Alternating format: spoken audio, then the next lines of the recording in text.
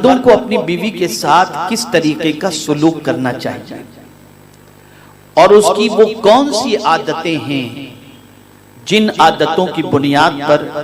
उसकी बीवी को वो सुकून पहुंचा सकता है,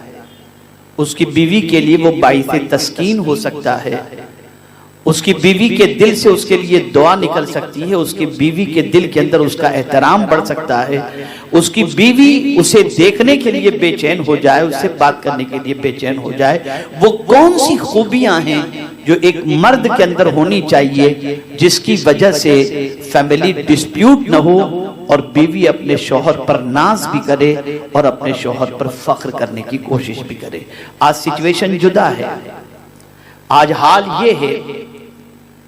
कि शौहर के आने का वक्त हो तो बीवी पर टेंशन हो जाता है कि पता नहीं क्या होगा। आज सिचुएशन जुदा है कि शौहर के सिलसिले में बीवी का अगर आप ओपिनियन जानना चाहें तो मैं समझता हूं शायद ही कोई औरत ऐसी हो या बच्ची ऐसी हो जो हफ्ते में एक मर्तबा मैके जाने के बाद अपनी मां के सामने सबसे पहले अपने शौहर की शिकायत न करती हो। ये सारी पोजीशन इस वक्त हम मुआशरे के अंदर देख रहे हैं, लेकिन आकाए करीम सल्लल्लाहु अलैहि वसल्लम की हयात तैयबा का मुताला करें तो ये बात हमें वाज़ेह तौर पर मिलती है कि रसूल गिरामी वक़ार सल्लल्लाहु ताला अलैहि वसल्लम बहैसियत शौहर अपनी बीवियों के साथ जो हुजूर सल्लल्लाहु अलैहि वसल्लम का सुलूक था वो इतना वालेहाना सुलूक था कि रसूल गिरामी वक़ार सल्लल्लाहु ताला अलैहि वसल्लम पर हर बीवी अपनी जान निछावर करने के लिए तैयार थी। वजह क्या थी, सबब क्या था? आइए मैं पहले इब्तिदा करता हूं हुजूर सल्लल्लाहु ताला अलैहि वसल्लम की हयात तैयबा के चंद गोशों से। सबसे पहली चीज कि मेरे आका सल्लल्लाहु ताला अलैहि वसल्लम अपने घर तशरीफ ले जाते थे तो सरकार सल्लल्लाहु अलैहि वसल्लम की आदत करीमा क्या थी? हुजूर सल्लल्लाहु ताला अलैहि वसल्लम जब अपने घर तशरीफ ले जाते तो सरकार सल्लल्लाहु ताला अलैहि वसल्लम का अपने घर में दाखिल होने का अंदाज और तरीका ये था कि हुजूर सल्लल्लाहु अलैहि वसल्लम मुस्कुराते हुए अपने घर में दाखिल हुआ करते थे और दाखिल होते ही घर वालों को मेरे आका सल्लल्लाहु अलैहि वसल्लम पहले सलाम किया करते थे। ये आकाए करीम सल्लल्लाहु अलैहि वसल्लम की आदत करीमा थी। कभी भी सरकार सल्लल्लाहु ताला अलैहि वसल्लम अपने घर जब तशरीफ ले गए तो टेंशन के अंदर मुंह जो है वो एकदम मुंह पर जलाल की कैफियत हो, इस तरह से हुजूर सल्लल्लाहु अलैहि वसल्लम घर में तशरीफ नहीं ले जाते, बल्कि सरकार सल्लल्लाहु अलैहि वसल्लम जब भी तशरीफ ले जाते थे घर वालों को सलाम करते और मुस्कुराते हुए आकाए करीम सल्लल्लाहु अलैहि वसल्लम अपने घर में दाखिल हुआ करते। लेकिन उम्मुल मोमिनीन हजरत आयशा सिद्दीक़ा रज़ियल्लाहु ताला अन्हा से पूछा गया कि आकाए करीम सल्लल्लाहु ताला अलैहि वसल्लम जब घर में दाखिल होते तो सरकार सल्लल्लाहु अलैहि वसल्लम की आदत करीमा क्या थी? तो फरमाती हैं कि हुजूर सल्लल्लाहु अलैहि वसल्लम घर में जब एंटर होते तो हाकिमाना अंदाज से गुफ्तगू नहीं फरमाते थे, ऑर्डर नहीं करते थे, बल्कि सरकार अपना काम खुद अपने हाथों से अंजाम दे दिया करते थे। अब आप मुझे बताएं कि बीवी किसी काम में मसरूफ है, आप एंटर हुए, उसके हाथ किसी काम की वजह से गंदे हैं, वो आपको पानी पेश न कर सकी, आपको चाय का न पूछ सकी बिलफर्ज, इसको आप बहाना बनाकर घर में कयामत खड़ी कर दें तो यह आपकी लाइल्मी है और सरकार सल्लल्लाहु अलैहि वसल्लम की सुन्नत से अदम वाकिफियत है। और कभी कभी तो ऐसा होता है कि ये अंदाज इख्तियार करने की वजह से तलाक तक की नौबत पहुंच जाती है और शौहर अपनी बीवी से कहता है तुम्हारे माँ बाप ने तुम्हें तमीज सिखाई ही नहीं है कि शौहर का वेलकम कैसे करना चाहिए। तो सबसे पहले मर्द की रिस्पॉन्सिबिलिटी यह है कि वो जब अपने घर में एंटर करे तो उसके चेहरे पर मुस्कुराहट हो, घर वालों को सलाम करे और फौरन फ्रेश होने की कोशिश करे, ब्रश करे, मिसवाक करे, शावर ले, ड्रेस चेंज करे और फिर उसके बाद आराम से बैठे और अपनी बीवी से गुफ्तगू करनी है तो वो गुफ्तगू करे, चाय खाना नाश्ता जो करना है वो कर सकता है। लेकिन अब आप मुझे बताएं, एक मर्द की तो ये उम्मीद होती है कि मैं घर पहुंचूं तो मेरी बीवी मेकअप करके बैठी हो, ये करके बैठी हो, और जनाब आप जब तशरीफ लाएं तो आपके मुंह से बदबू आती है तो बीवी आपके करीब बैठना कहां से पसंद करेगी? आप ये क्यों भूल जाते हैं कि जिस तरह से आपके सीने में दिल है उसके भी सीने में दिल है, जिस तरह से आप भी उससे कुछ उम्मीद रखते हैं वो भी आपसे कुछ उम्मीद रखती है। आकाए करीम सल्लल्लाहु ताला अलैहि वसल्लम ने जिंदगी में भी और विसाल के वक्त भी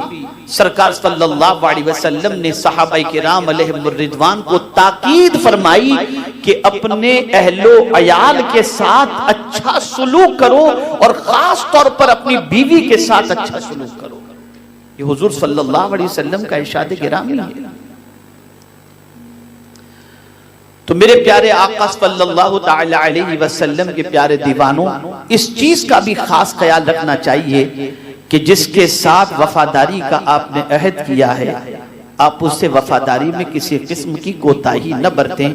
और अपनी बीवी को कभी हल्का न लें, अपनी बीवी को कभी इग्नोर न करें, अपनी बीवी की कभी डिस्क्रेडिट न करें, अपनी बीवी को कभी नजरअंदाज न करें, बल्कि अपनी बीवी को अल्लाह अज़्ज़ व जल्ल की तरफ से एक सुकून का जरिया समझें और उसके बाद उसके जरिए सुकून हासिल करने की कोशिश करें।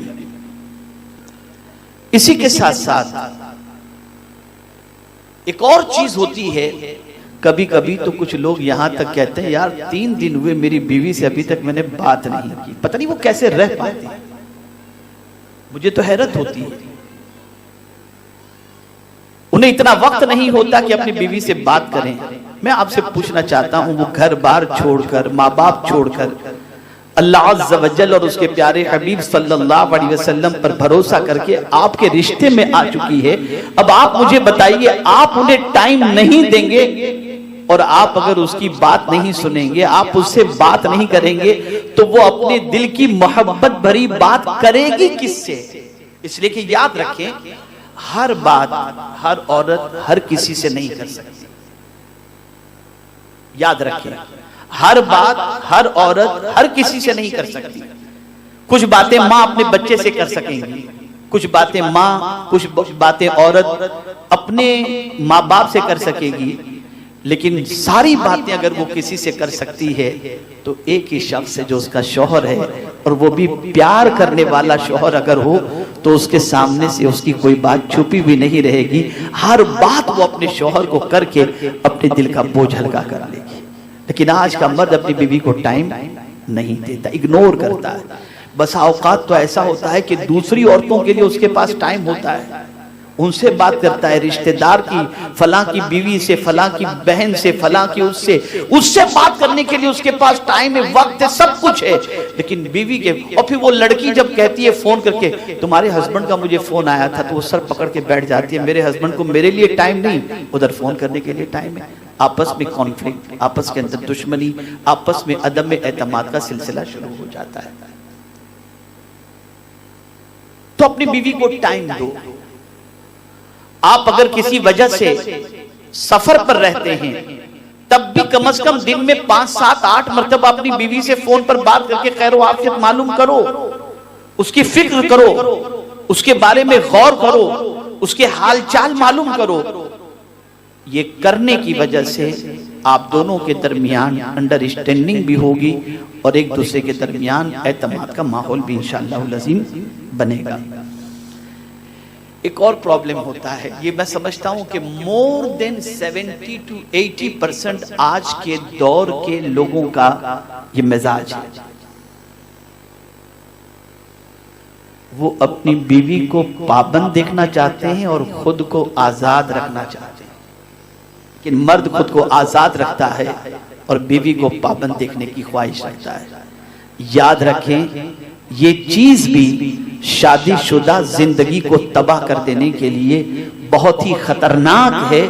और ऐसा तरीका इख्तियार करने वाला मर्द अपनी बीवी की नजरों से गिर जाता है। बीवी छोड़कर नहीं जा सकती, लेकिन वो वकार,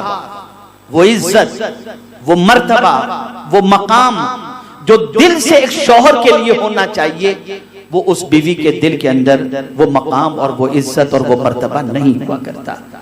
इसलिए ये ख्याल रखना चाहिए कि जिस तरीके से हम अपनी बीवी के सिलसिले में कोई आरजू रखते हैं, बीवी भी हमारे सिलसिले में इसी किस्म की तमन्ना रखती है। जब ये ख्याल रहे तो इंशाअल्लाह लज़ीम शादीशुदा जिंदगी तबाह कुन नहीं होगी, बल्कि पुरसुकून एक शादीशुदा जिंदगी गुजरती चली जाएगी।